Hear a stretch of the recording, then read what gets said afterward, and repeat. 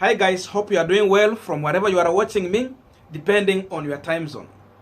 Now, the ODM chairman, John Mbadi, has confirmed to Kenyans that the ODM party leader, Raila Odinga, will be leaving the country to United Arab Emirates, to be specific, Dubai, on line of duty as the High Representative of Infrastructure Africa. So Raila will be there for almost 1 week. And Junet Mohammed has accompanied Baba. Now, if you remember, in July, Raila Odinga was also in Dubai meeting with the business people. Therefore, again, it is also rumored that after the Dubai trip, Raila will again be going to United States of America. He will be going to USA, and he might stay there longer, maybe a month, before making it back to the country. According to our constitution, we are only remaining with 10 months to the next general election. And therefore, in this video today, I want us to use this opportunity to check on what a strong, serious, trustable, and electable presidential candidate need to do when we are heading to the next general election. But before we go deep into that, a quick reminder. You might be watching me and you have not yet subscribed. Please consider subscribing so that any other time, once we come out with a video like this one, you will always get notified. Again, to all the channel subscribers and anyone who drop comment, I must say thank you so much for your unconditional support. Again, let us give this video a thumbs up so that YouTube is going to recommend our video to more viewers. Back to our discussion. Now, if you have been following politics very careful, you are going to realize that Raila Odinga, for the past 3 months, he has been campaigning in the entire country. Amevuruga kila kona. He has gone to every place in the country.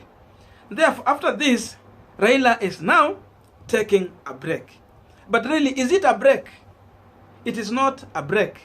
Raila has just engaged another gear. So number one, as a serious presidential candidate, what you need to do is to tour these other countries for foreign policies. You have to prove these other countries who have interest in Kenya that you are going to respect the foreign policies, that you are in line with their foreign policies. That is the first thing. You have to make sure that you are assuring these people so that in the real sense, you are going to get their support. But if you fail to do this, then these people might end up having other mind or other ideas about you. They might not trust you if really you are going to respect the foreign policies. Because you have just been there in the country, you don't get out, you don't meet other people, understand them, talk to them, have their views in their countries. So for that reason, this is very key to each and every presidential candidate who is serious to become the next president of the Republic of Kenya. Then number two is about mobilizing resources. Campaign will always require someone to have money, especially the Kenyan campaign. See kama ya Uganda, at least to some extent you will see in Uganda, someone like Bobby Wine who has been campaigning. You will see on the street when he's campaigning, people are giving him money, food stuff, so that he can have enough resources, aweke mafuta kwa gari. Then even with the food resources that he has, he can reach to other poor families to give out. But in Kenya, you have to give to the public. You need to have enough resources to mobilize for your campaign. So for that reason, you have to get out in other countries, make friends with those people in those countries so that you can mobilize for resources for your campaign. Failure to do that, then maybe at the end of the campaign, you might be rendered bankrupt. Or if not, you will have to get another way to recover your money after that campaign.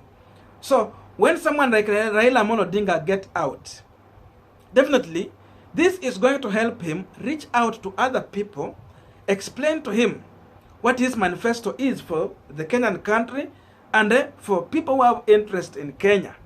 Then in return, these people can easily get convinced, and at the end of the day, they can help to fund his campaign.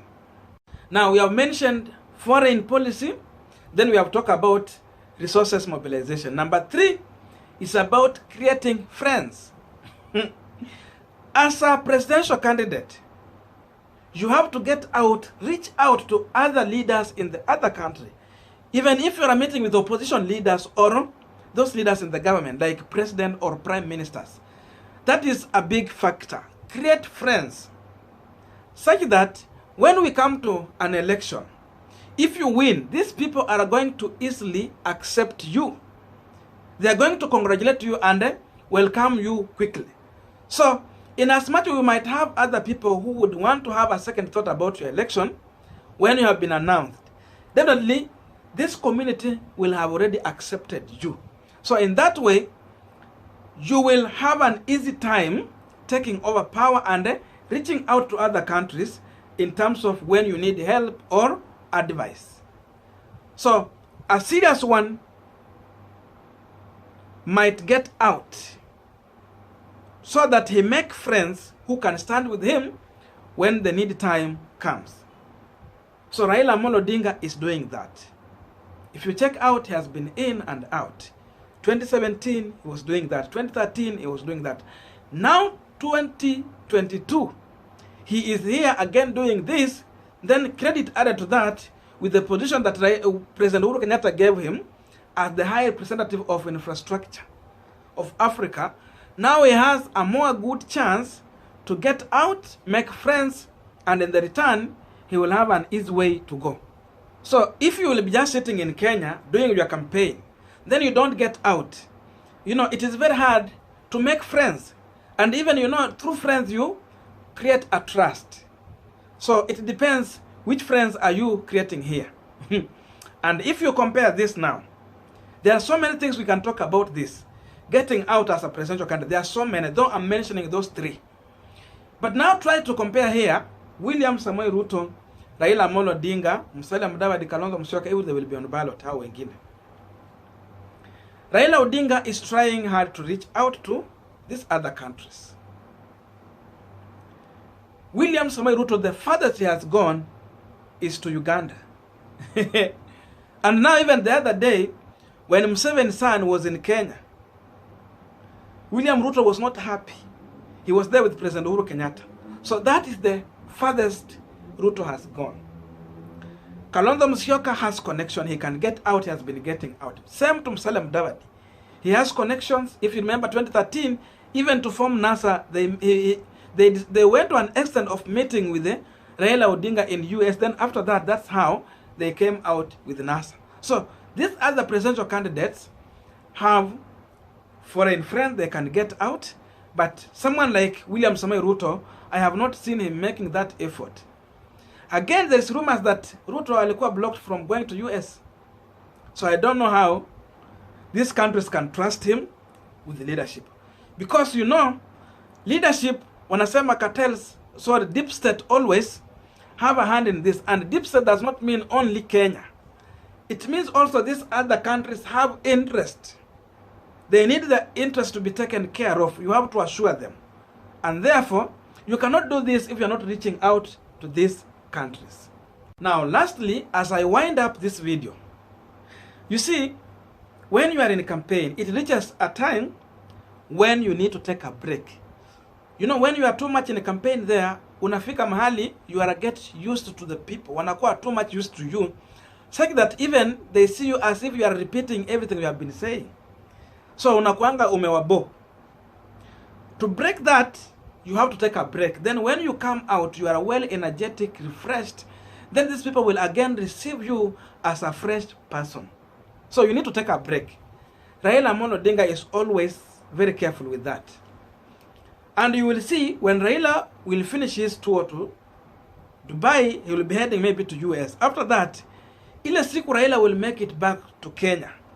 You will see his supporters lining up at JKIA to receive him in a very wonderful way, very colorful way. And after that, Raila might end up having a super huge rally. Then he will have a new energy to address Kenyans. So that is very, very important and very key. That's why you see I told you in one of our videos here that Ruto has now become too much boring, because he is repeating himself. And the worst thing is using abusive language against his opponent. It has reached a time where even Kenyans are now getting tired with him. So for that reason, he needs to take a break. So Raila, in one way or another, I feel that he has good strategy, and to that extent, he's doing well. I'm comparing him with William Samoei Ruto because these are front runners in this race. We don't know about One Kenya Alliance because up to now, they have not decided if they have a single candidate or Mudavadi and Kalonzo will be going separate. That's why I'm not mentioning them here in this video. Thank you so much for listening to me up to this far. May good God bless you. But now, I want to listen to your views.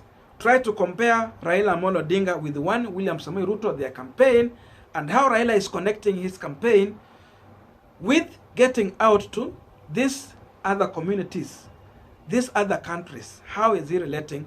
Then compare with the one William Samoei Ruto and give me your views in the comment section. You don't need necessarily to agree with me. You can disagree with me, but constructively. In that way, we will be building a better conversation. See you in our next video.